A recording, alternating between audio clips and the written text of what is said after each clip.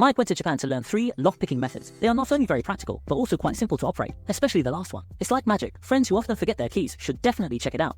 The first method is the simplest. Take out a small knife you carry with you, insert it into the gap of the lock beam, and when you push it to the bottom, wiggle it slightly. With a click, the lock will automatically open. Of course, it doesn't necessarily have to be done this way, as long as it's a hard enough metal material and can fit into the gap.